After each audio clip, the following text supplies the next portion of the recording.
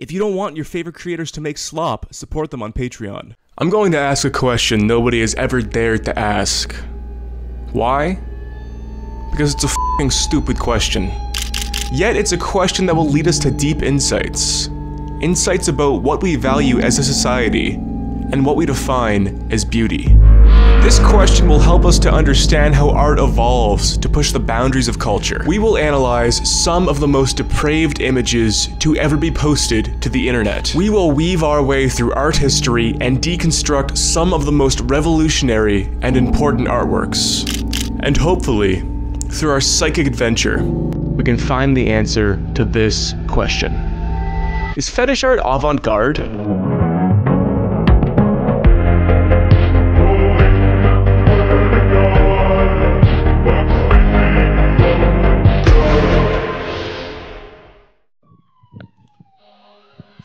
Off. 9/11 has to happen right now. Fetish art is something that eventually infects every community on the internet. Like a cancer, it's something most will never think about until they come face to face with its presence. And also like a cancer, it varies in severity. Some is tasteful, born from the hands of skilled craftsmen who want nothing more than to walk in the footsteps of their favorite artists and cartoonists. However, some is so depraved, so abstract, viewers can't help but gaze in awe like some sort of freak sideshow, engaging briefly in the world of someone you didn't know existed, only to scroll past it as fast as possible and pretend nothing happened. Sadly for me, this video is not about the work that could be deemed acceptable. This is about the outsiders, the trailblazers, the psychonauts. For it is here the bounds of the human mind are pushed to their limits. Take, for our first example, Foreverial tied up Basil, an artwork posted to DeviantArt on September 7th, 2010 by user Ray15. This image depicts Basil of Baker Street from the 1986 Disney film The Great Mouse Detective. Basil is bound in rubber bands, Foreverial, a word that Ray15 made up for the purpose of describing his abstract work. Also, I believe he's trying to create an adverb for forever without realizing that forever is already an adverb. Anyways, in this comic, Basil's insides have been delatized, a process in which one's internal organs are turned into deli meat and cheese. A word that Ray15 has also made up. The style is the bare minimum you could do in MS Paint. Big round shapes, paint bucket fills, and thin black outlines. The kind of thing you did for fun when you were a kid, but the only issue here is that Ray15 was 26 in 2010. But the best is yet to come. Nested above this image is a wall of text describing what is happening in the scene. And as a treat for you, I've hired my low-frequency friend Duncan Clark to read the text, and he'll be reading it to you like a bedtime story. Foreverial tied up Basil, fully permanently delatized, full permanent baloney head, and a full permanent baloney body, with 2 permanent baloney feet, a permanent pastrami nose, and a permanent bologna ham and cream cheese tongue, 2 permanent ham lips, and a mixture of tomato, pizza, barbecue, and taco sauce, running through permanent bologna veins to all permanent bologna organs and permanent bologna insides, as Foreverial tied up Basil blood type, fully wrapped, all Foreverially tied up all over, from fully delatized head to fully delatized foot, rope mummified, leaving only head and feet visible through bondage.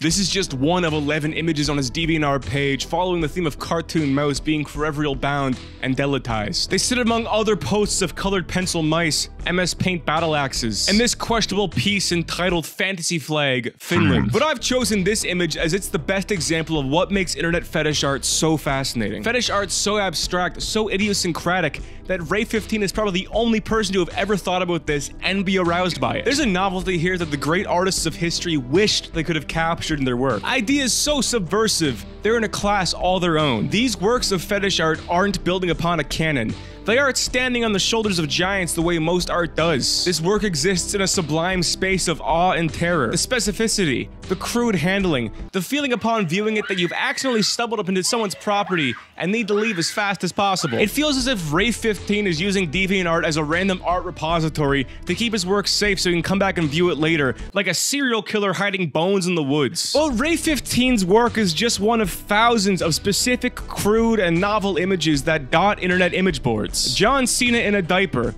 JJ Jett playing with a masculine body, my close personal friend J-Reg dipping a miniature version of himself into a cup of tea. One of the first things I learned about Greg is there's a plethora of hand-drawn Greg porn that I do my best to avoid at all costs.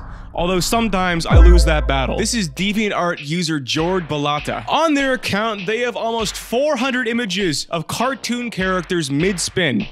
That's it. Everyone from May Griffin, to May from Pokemon, to Lin Loud Jr., a small side character on the Nickelodeon show Loud House. You know what? Just search Tornado Spin on DeviantArt and you'll find like hundreds of people who only have portfolios comprised of characters in mid-spin. There's so much variety in fetish art that it'd be easier to list what I haven't seen than what I have seen. But what's so alluring about this work? Why is it that we keep making videos on it, reposting it, and talking about this work? You clicked on this video, so you're obviously interested. It's clearly a fascination that goes beyond morbid curiosity. There's something deeply moving about these images that isn't entirely obvious if you just take them at face value as weird internet fetish art. It's only when you accept the fact that these images may have artistic merit that you can understand what makes them so special, and furthermore, what makes them avant-garde. And it's only when you gain the context of art history that these images begin to make sense. And to get that, we have to go back to the early 19th century at the precipice of modernism, when the function of art in society shifted and our understanding of beauty was usurped from aristocratic institutions and reborn to represent new futures and the common man. It's the birth of the avant-garde. Browsing the internet without a VPN is like sitting at a coffee shop and announcing everything you're doing on your laptop. Whenever you go online, your device is broadcasting all your information for service providers, hackers, and even governments to see. That's where today's sponsor, Private Internet Access, comes in. Private Internet Access is a powerful, no-logs VPN that hides your IP address and encrypts your connection in a secure tunnel, keeping your data safe whether you're at home or on public Wi-Fi. In fact, it's the only VPN proven in court to not log your data. With 91 countries, all 50 US states, and unlimited device support, you can stream geo-restricted content, access region-specific deals, and protect your entire household, all with a single subscription. Private Internet Access is trusted by over 30 million users, backed by third-party audits, and offers a 30-day money-back guarantee. I literally just used it to watch the Super Bowl on Tubi, as it wasn't streaming in Canada. Well, I just watched the halftime show, but still. And right now, you can get 83% off, making it $2.03 a month, plus 4 months free. If you somehow don't have a VPN yet, now is the time to get one. Do it now before it's too late, and you get your identity stolen on December 7th, 2025 at 7:50 p.m. Billy Bishop Airport, Toronto, Ontario. Click the link in the description, piavpn.com/artchad, to protect your digital life. I kind of got like the CJ thing going on right now, but you know what the difference between me and CJ is? CJ drinks Big Napa Cab Sauves, and I drink bourbon. I'm drinking Heaven Hill bottled in bond. 7 years old, 100 proof, straight out of Louisville, Kentucky. Fuck with me. Art, as we understand it, is a relatively new phenomenon. Looking back at the last 100 years, we have an immense variation of styles, all trying to capture something different. All trying to reinvent what art is. This myriad of movements is the artist's attempt to rip art out of its old historical context and reimagine it as its own practice. Free from religion, aristocracy, royalty, and political goals. This is modern art. Art made during the modern period, in which the primary goal was experimentation. The French phrase l'art pour l'art, or arts for art's sake, best encapsulates this shift. It suggests that art doesn't need to serve religion, politics, or morality. It can exist for its own sake, for its own beauty and exploration. In simpler terms, when your boy goes to art school because he was good at drawing hentai and comes back from his first semester with shit that looks like this is the tradition he's building on. But to understand why modern art is so focused on experimentation, we have to learn what art used to be, and how historical events reshaped its purpose. What's important here is that modern art is a clean breakaway from what art used to be. It used to be something that was seen as more of a trade than creativity or artistry as we know it today. Artists were hired by people, usually the church, royalty, or aristocrats, to create commissions. These commissions were done with little creative freedom and always built upon pre-existing styles. Everything from Byzantine icon paintings to Celtic illuminated manuscripts to the Sistine Chapel was created with exact specifications, handlings, and ratios. For example, Leonardo da Vinci didn't paint the Mona Lisa because he wanted to explore the temporal dialectics of the superego or some shit a contemporary artist would say.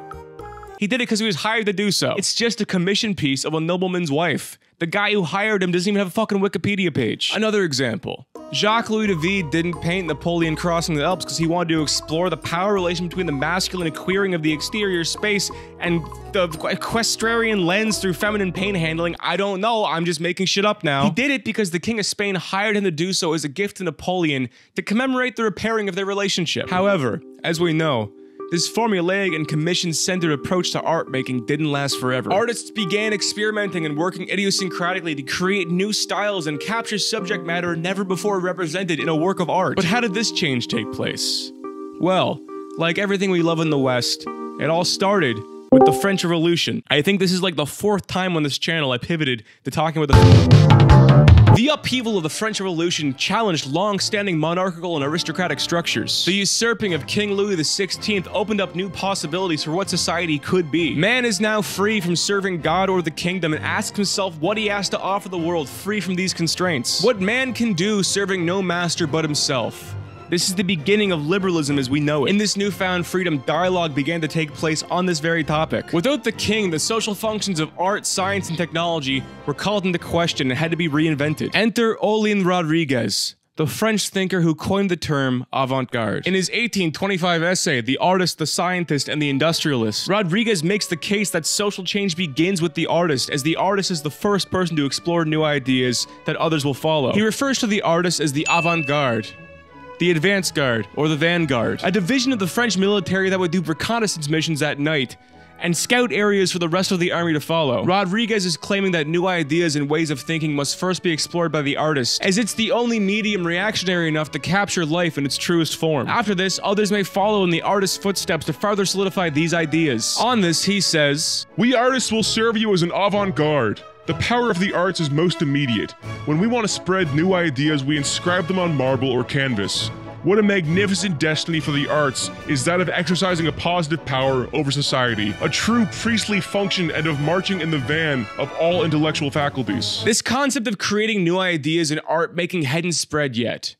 But the seed was planted and ready to grow. Who was truly the first avant-garde artist is up for debate. Now, I'll be honest. I just want to talk about this artist because I think he's really cool, but there's a strong case to be made that Francisco Goya was truly the first avant-garde artist, albeit in a retcon sense. Being the court painter of Spain, Goya was tasked with creating royal portraits and commissions the way any court painter was. During the Peninsular War from 1808 to 1814, Goya kept his job as court painter even though the King of Spain had been replaced by Napoleon's brother Joseph I. What followed in Spain was 6 bloody years of guerrilla uprisings against the French occupation. After the end of the war and the reinstating of the Spanish king, Goya asked if he could paint a picture depicting the horrors inflicted on the Spanish people by the French. The works that followed were titled The 2nd of May, 1808, and The 3rd of May, 1808. Goya was not commissioned to do these paintings. They had no grander purpose other than communicating the plight of the common man in Spain during the French occupation. These works depicting everyday life were done so on his own volition. He used his platform to amplify the voices of the powerless and paint life in a way that no one had painted it before. Now, although this is a strong case, and I fucking love Goya, it's widely accepted that Gustav Courbet is truly the first avant-garde modern artist. Just bear with, I swear this video is still about fucking Sonic fetish art or some shit. I think, just bear with me, okay? We'll get back to Harley Quinn farts in like 20, maybe 30 minutes. Just let me cook. This is really interesting. You see this? Is that gonna hold you off? Is that gonna hold you off while I rant about our history? Are we good? Cool. Fuck. Anyways, Gustav Courbet was born to a wealthy farm family with strong anti-monarchical ties in 1819. In 1839, he moved to Paris to study law, but quickly became enamored with painting as he saw the masterworks displayed at the Louvre. His father consented to him switching professions and would financially support him as he began his art practice. Courbet would hone his style, copying the works of the famous Spanish painter Diego Velázquez, and by the age of 25 had his first work accepted into the Salon, the largest art exhibition in Paris at the time. Now, after the Second French Revolution of 1848, that liberalism thing that everyone was talking about was pretty much here to stay. It was like Air Force Ones, you know, they were in and they were out, and now they're back in. They're so back in. Everyone's like, you know, this is the shoe. This is this is like the norm. This is the shoe. This is like, if there's a platonic ideal of a shoe, this is it. Anyway, liberalism is here to stay. And Courbet was invigorated to cover more bold and unconventional subject matter. Hence, it was during a visit to his hometown of Ornans on the rural countryside of Paris, he would paint his 2 most groundbreaking works, Stonebreakers and Burial at Ornans. Both paintings were a major departure from the neoclassical and romantic style that had dominated French artwork for the first half of the 19th century. The handling was bold, unconventional, and frantic, But more importantly, the subject matter was not idealistic or aristocratic, but rather mundane and ordinary, depicting peasants going about their lives in rural France. In Stonebreakers, his subjects are engaged in back-breaking labor, and in Funeral at Renan's, his subjects are mourning the loss of a loved one. These works were not created to venerate the subjects or idealize life in rural France. They were made to depict the life of a regular person as it really was. Something that had never been done in art before. This new way of art making would garner him much fame in his lifetime, as he entered the upper echelon of French thinkers, docking cocks with the French poet Charles Baudelaire and the French thinker Pierre-Joseph Proudhon. Courbet's position as the GOAT would be solidified when critics started calling his style realism, and other artists would follow in his footsteps, painting in this realist style. Not realism like it looks realistic, but realism in the sense that its subject matter covers a realistic depiction of life, in retaliation to the idealistic representations in previous art movements. On this, Courbet would say, painting can only consist of the representation of things both real and existing. An abstract object, invisible or non-existent, does not belong in the domain of painting. Show me an angel and I'll paint one. Now you're probably asking, if modern art is avant-garde, and the avant-garde is supposed to be the literal vanguard for societal change, how exactly did realism affect society? Well, the answer is simple. Class consciousness. Courbet's paintings, along with other works of the time, represent the beginning of class consciousness and social awareness under the Industrial Revolution. Of course, this awareness had been prevalent in France at the time, and I'm not saying these people came up with the concept of class consciousness, but this is the first time there was imagery and unity around this concept. When Courbet paints Stonebreakers, he's not simply painting a pretty countryside scene. He's articulating a sudden awareness that people are now subject to industrial labor. He's representing and putting imagery to a new plight the poor have to go through. The artist is reacting to what's in front of him. Changes are happening in society and the artist is on the front line to crystallize it. Imagery for others to then write about, philosophize on, and further describe. Imagine it like an explorer finding a new animal for the first time. The animal has no name. Nobody knows what it does, how it eats, how it lives. Nothing is known about the animal. But the animal exists. And for the first time, it's there in front of you. And now the real work can begin.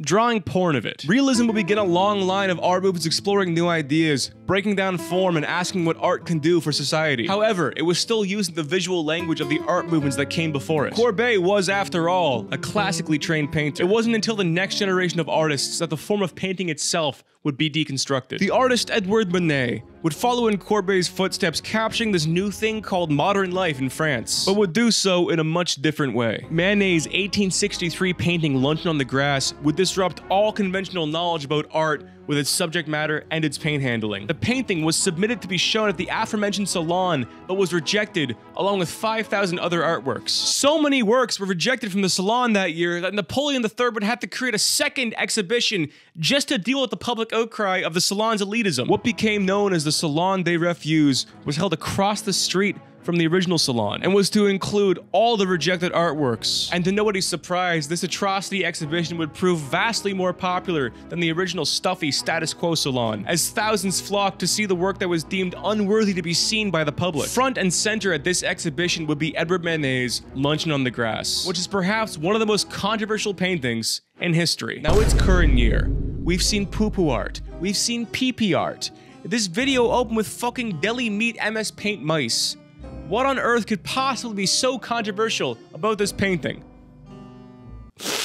1. The female nude was reserved for idealized and allegorical paintings. Stuff like this, and this. You had to promise you would never ever ever paint some titties for no reason. Or worse, titties that actually existed on a woman that actually existed. 2. The fellows don't even care about this smoking hot broad in front of them. They're too busy yapping, treating the woman with such irreverence that the audience concluded she's probably a prostitute. 3. The perspective is all fucked up. This bitch flat as hell.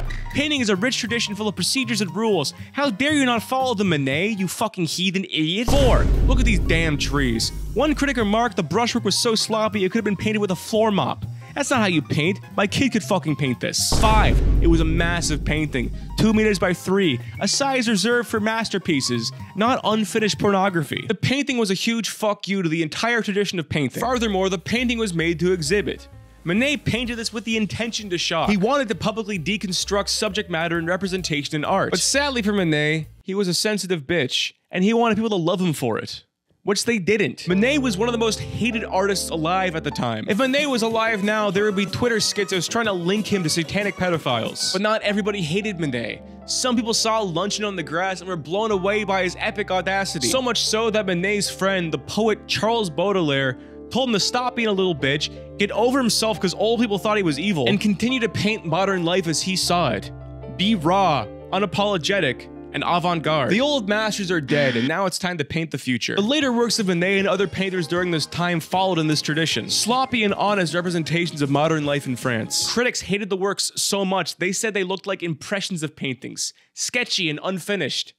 This is where the name of this movement, Impressionism, comes from. With Impressionism fully kicked off and modernity in full swing, art was now a different beast entirely. Art was now fully detached from its historical roots and anything was on the table. Following Impressionism was Post-Impressionism, which further deconstructed form to the point where art need not depict anything realistic. Fauvism neglected form for color, Cubism favored pure form. Dada asked, why the fuck are we even painting?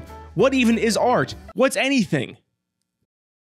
Tin suit. Sadly for me, to lay out the continuity and historical factors behind all these movements would take a lifetime to explain. I don't have years to work on a YouTube video, and mind you, this video is still about Sonic's feet. So where does all this go? Well, as I'm sure you're aware, visual arts aren't exactly manning the cultural helm anymore. You could accuse me of being presuppositional, and you'd be wrong. But I'm going to make the bold claim that visual art just isn't important in a way it once was. To say that any piece of contemporary art could even come close to the societal importance of one of Manet's works would be objectively false.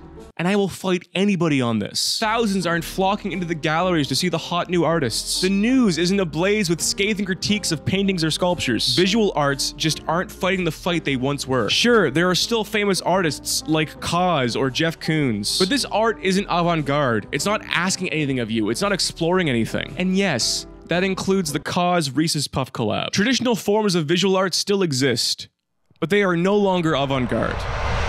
How did we get here? Through marketization of art, the co-opting of the avant-garde into elite institutions, and the endless reproduction of images. Now that's a lot of jargon. To untangle how the avant-garde died is a mighty task indeed. All will be told in due time, as this tragic death can be told through the perspective of a toilet. This is a toilet. Undoubtedly the most famous toilet to ever exist. A toilet so controversial and revolutionary, it was named the most important artwork of the 20th century. You undoubtedly have seen this image. Even if you don't know the name of the work, even if you don't know the artist's name isn't Armut, you've seen this image at one point in your life. This is The Fountain by Marcel Duchamp. This work of art will be the main character in our story. We'll follow it through its inception, life, and slow decline, as the story of this artwork lays out the death of the avant-garde. A story that can be mapped onto all artworks and movements that were at one point revolutionary, as replications, markets, and institutions eventually destroy everything that was once radical. Through this porcelain epic, we will learn not only how art dies, but why the internet might be its rebirth. In 1915, Marcel Duchamp, a young, nihilistic, but accomplished painter, made his way to New York City to escape World War I. The years prior for Duchamp saw him excel as a Cubist painter, with works like Nude Descending a Staircase No. 2, which put him at the forefront of European artists. Through his local success, Duchamp grew tired of painting,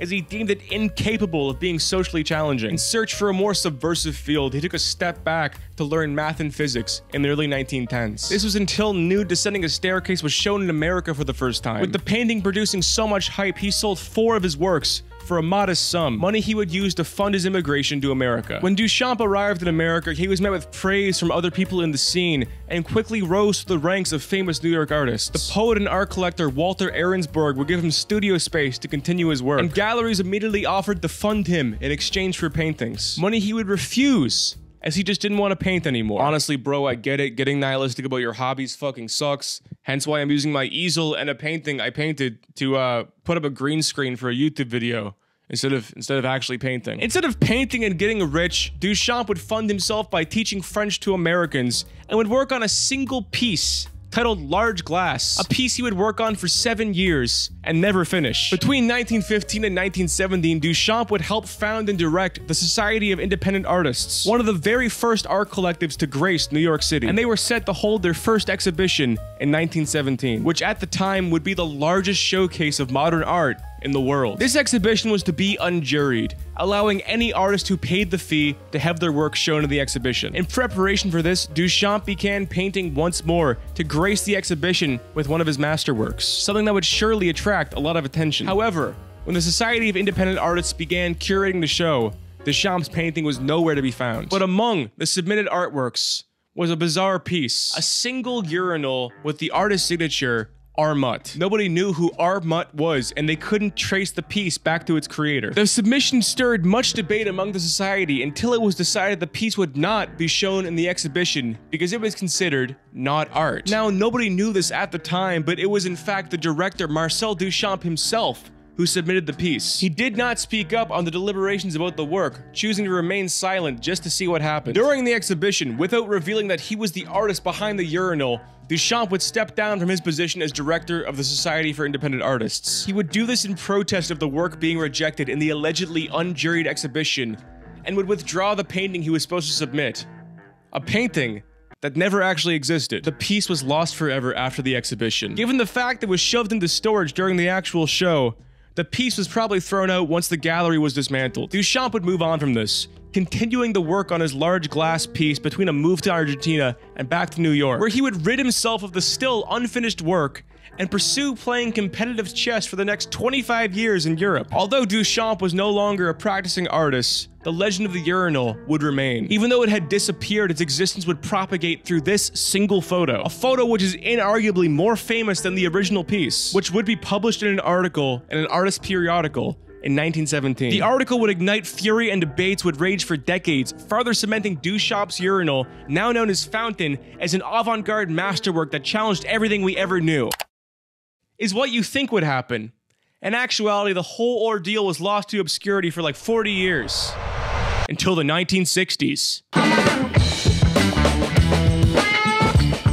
The art movements of 1960s New York once again called into question what could and couldn't be considered art. Pop art, with its use of ready-made consumer goods and replication of images, reignited the old debates centered on Duchamp's Fountain. Duchamp had spent the last few decades helping artists curate work and writing art criticism. During this time, large glass, the unfinished thing he worked on for 7 years, which he ended up selling to Ahrensburg, would finally go on display in 1954. After its debut at the Museum of Modern Art in New York, Duchamp was once again, for the third time in his life, a famous artist. Now an old man, the hype around his work caught up with a younger generation in New York, who would venerate him as the grandfather of new modern art movements. And it was only now that Duchamp's authorship of The Fountain was finally revealed. An artwork that was now canonized in the history of avant-garde art. With so much hype around Duchamp at the time, galleries all over America and Europe would hold retrospectives of his work. And of course, they wanted The Fountain to be part of this. There's just one issue.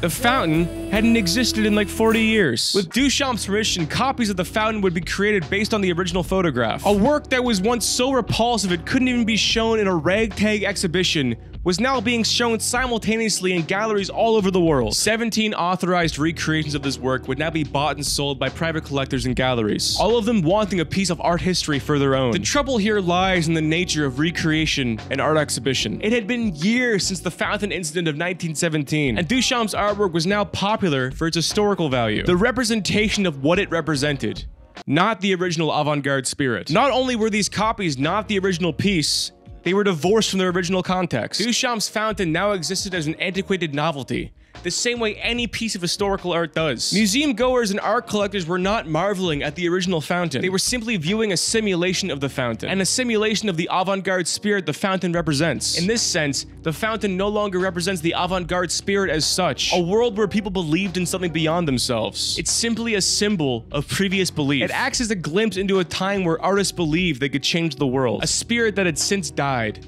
Such is the fate of all famous works of art. Everything that was once revolutionary will end up bought, sold, and displayed as people try to own something that cannot be owned. That's the paradox of avant-garde art. It's only avant-garde as long as it's subjugated. Once a work becomes acceptable, it loses the spirit that made it so sought after in the first place. This phenomenon has been written about extensively by authors throughout the 20th century. Earliest among them is Walter Benjamin in his 1935 work, Art in the Age of Mechanical Reproduction. He saw the writing on the wall for art's uniqueness. Benjamin argued that replication destroyed an artwork's aura. On this, he would say, even the most perfect reproduction of a work of art is lacking in one element: its presence in time and space. its unique existence at the place where it happens to be. You can see this phenomenon play out not only in recreations of the fountain, but in the original photograph itself. This is the symbol we use to represent the story of the fountain and the context in which it existed. Symbols are important to contemporary art. When a piece of art is hung in a gallery, an institution, or a private collection, the art becomes a symbol, a representation of art. The art itself isn't saying anything. Similar to how the Tesla Cybertruck is a symbol which represents the libertarian, masculine tech bro spirit without doing anything to actualize itself. Any schmuck can go into debt and buy one of these and suddenly start thinking they're a fucking based boy accelerationist. You're a fucking project manager at Shopify, dude. You're not bringing about AGI by sending follow-up emails. The symbol itself is what is desirable. The simulation of what the symbol represents, not reality itself. This replication of artwork not only divorces art from its original context, it makes the meaning of the work malleable as it's reinterpretable through its recreation. This is one of the conclusions John Berger came up with in his seminal documentary, Ways of Seeing. As the fountain is now a representation of art history, it reinforces the institutions that represent it. A copy of the fountain in a museum is now part of the gallery's collection. Its value to a museum is the fact that it's an historical art object in a room full of other historical art objects, in a building whose purpose is to curate the timeline of historical art objects. From the gallery's perspective, the fountain is important because it's important. Its time spent on display and the crowd it attracts reinforces its own popularity. Most who view one of the copies of the fountain are not interested in its story or its context in art history. They are interested in seeing an important art object for its own sake. This is akin to the Mona Lisa, a painting which has literally zero historical significance, but now exists solely as a representation of importance itself. A painting whose viewers ogle at it for the novelty of seeing an important object. And this assigned value of replications extends most egregiously to the art market. When an object is famous for being famous, it becomes valuable. This creates a feedback loop where its value increases solely by the virtue of it being valuable. Such would be the new value proposition of modern art. The moment a collector looks at it, buys it, a dealer becomes involved with it, art starts to be involved with money. I'm no longer ashamed of that. Years ago, I was very, like, put off by it. But art is a commodity, one of the most important and most costly commodities in the world today. Why should we be ashamed of it? Right? Famed art collector Robert Scull would sell 50 works from his contemporary art collection in 1973, marketing the exhibition not as a chance to own some of America's most revolutionary art, but as an investment opportunity for wealthy buyers to get a piece of an emerging market. Scull would weigh his connections in the New York business world and build bridges between the art world and the investment world. Bridges he would use to further cement the value of his collection. This would pay off handsomely for Scull, as he would see returns of over 10,000% on some of his collection. Abstract expressionist works like Rauschenberg's Thaw, a painting Scull purchased for $900, would sell for over $85,000. With this sale, the work of art would forever leave the realm of art and enter the world of the market. The Scull sale would generate $2 million in profit and would mark the first time in history that avant-garde art was seen as profitable. If there was a point in history to say, here is where visual art died, this is it. Visual art was now, and still is, an investment opportunity. And of course, this transformation extends to our avant-garde toilet. The fountain's 17 copies continue to exchange hands and create good returns for those who invest. One copy was sold for over $9 million in 2009, a number that is sure to be surpassed as investors liquidate assets to find better investing opportunities. An object that was once a protest against the formulacity of painting, created by an artist who continually shot himself in the foot to create revolutionary work, is now an investment object whose sole proposition is the simulation of importance and value. It is with this realization we can understand the true death of the avant-garde, institutions, and the market. It's been over 50 years since the Scull sale, and this transformation is now complete. Complete to the point that investment is solely what creates visual art. Artists are trained to produce investment objects. Artists are told to network with collectors, get their work invested in. It's not uncommon now for an artist's work to go from valueless to being worth millions in the matter of a few months. We have this propensity to venerate visual art as it's something we've always done, but contemporary art is literally no different than an NFT project. Your success as an artist is characterized by the sales of your works. If your work isn't selling, you aren't successful. There's no other metric to judge it by. It's that simple. Visual art is conclusively no longer avant-garde. It's impossible for it to be. Just as with Duchamp's Fountain, once a work is deemed important, the avant-garde spirit is lost, but the avant-garde spirit will never die. As long as there are new ideas to explore, The concept of the avant-garde will remain to explore them. But if visual arts are invariably no longer avant-garde, where are new ideas explored? This question brings us full circle to the premise of this entire video. The question so stupid that I dared to ask, is fetish art avant-garde? Given the length of this video and my autism for the topic, you'd assume the answer to be yes. And you'd be correct. Partly. Fetish art has all the characteristics of avant-garde art. Firstly, its novelty. What made the artworks mentioned in this video so special is their breaking of norms. The role of the avant-garde is to rip art out of its historical context and present something truly new. Is that not the morbid appeal of internet fetish art? The fact that there are countless million-view YouTube videos vividly describing this work, those exist in part because this fetish art is so unfamiliar to us. None of this work is building upon anything. It has no regard for what came before it. It has no regard for its audience's expectations. Its horrible handling further proves the artist's sole concern is capturing the immediacy of the idea. I swear to fucking God, Dali wishes he came up with delatized Basil. You want to talk about capturing the unconscious? That's the most abstract fucking idea I've ever seen communicated through imagery. That puts a fucking mushroom trip to shame. But that's too easy. To say fetish art is avant-garde and should be taken seriously simply because it's novel doesn't say anything. Fetish art's avant-garde nature is its novelty coupled with the space it exists in. As we've concluded, classical forms of visual art can never be revolutionary or avant-garde. This is because the medium itself has been co-opted by institutions and the market. It's not what artists are saying that lost the avant-garde spirit. It's the vehicle they're using to say it. Painting, sculpture, installations are all neutered. Because of this, the only space left decentralized enough to nurture the spirit of the avant-garde is the internet. It's the last place that can't be owned. It's the last factory of cultural production that produces culture for its own sake. No one who draws fetish art on MS Paint is looking for money or fame. By extension, a meme smith isn't looking for notoriety when they cobble together a Wojak comic. They care solely about capturing the immediacy of the emotion, conveying something brand new that often flops, but sometimes revolutionizes internet culture. Think about like the midwit meme. There was a point, like someone made that for the first time. Okay? Like, this is a meme that we all just kind of infer and understand and use for our own devices whenever we like. Elon Musk fucking uses it. And there was a point where, like, some person made the first midwit meme. And what is internet culture if not the collective unconscious emerging? All of our ebbs, flows, whims, and desires all coagulating into one place. You can learn more about contemporary culture from watching 10 TikToks than you can in an 8-year sociology degree. In this digital unconscious, then, what are memes if not the collective unconscious reacting to itself? The collective experiencing itself. Experiencing itself in a medium fast enough to react to the micro movements of culture. A meme can go viral in 12 hours and its virality is indicative of its importance to culture. The ability to capture something everybody is feeling but nobody has expressed yet. This is literally what the avant-garde is. And contrary to Walter Benjamin's conclusion that replication destroys the uniqueness of art, replication on the internet is the very thing that allows it to be the only avant-garde space left. Benjamin's diagnosis was correct. But the answer wasn't to go backwards, it was to go through it. The immediate replication of an image in the form of virality is the very thing that proves the importance of an image to the culture at large. Whether it be Chuds, Wojaks, or DeviantArt Sonic, the medium is the message, and the internet is the medium. This video wasn't really about fetish art.